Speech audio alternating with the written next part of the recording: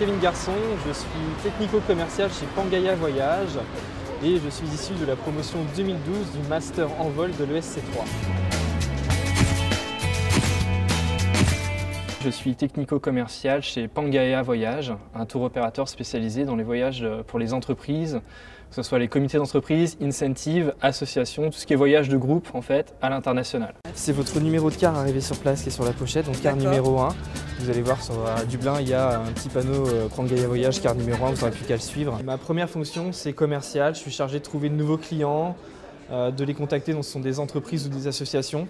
Je dois prendre contact avec eux, donc c'est un démarchage téléphonique, présenter l'agence, prendre un rendez-vous, identifier leurs besoins. Une fois que j'ai identifié leurs besoins sur des attentes de voyage, je dois créer le voyage qui va correspondre à ce qu'ils veulent faire. Ma seconde fonction, c'est être assistant du directeur du service au sport.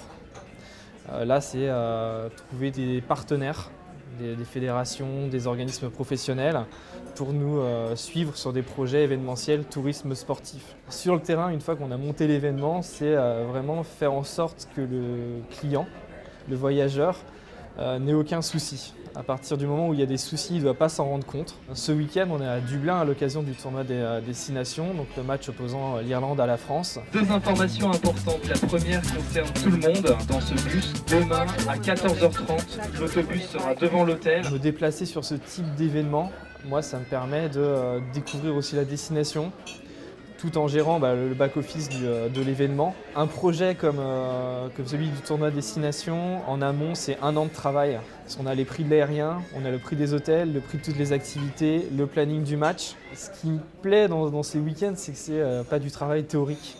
On a été sur une partie back-office pendant 1 an, où on a mis en place, on s'est adapté aux clients, on a mis en place des prestations.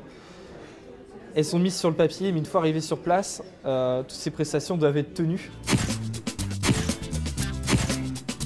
Je voulais découvrir le monde et avoir un métier qui me permette de voyager, professionnellement parlant en fait. Je ne voulais pas être simple touriste, aller dans les pays étrangers. Je voulais que ce soit mon métier. Donc le tourisme sportif, c'était mêler le sport et le tourisme, mes 2 passions actuelles en fait. J'ai choisi de faire ce master dans cette école parce que c'était la seule qui obligeait ses étudiants à obtenir ce double diplôme international. Les atouts de l'école aujourd'hui, c'est les intervenants, qui sont quasiment tous des professionnels. Ce n'est pas 100% des intervenants, parce qu'il y a aussi des cours théoriques sur de la gestion, comptabilité, des programmes informatiques. 90% des cours se font en anglais. Tous les travaux se font en groupe. Sans vol, aujourd'hui, le poste que j'ai eu en sortie de stage, je pense que je ne l'aurais pas eu, puisque ma directrice d'agence n'embauche que des masters. Et un master en vol, c'était un gros plus dans mon CV, puisque j'étais en concurrence sur le poste de stage. Faut pas se leurrer, c'était un bon poste. En vol a été un gros point.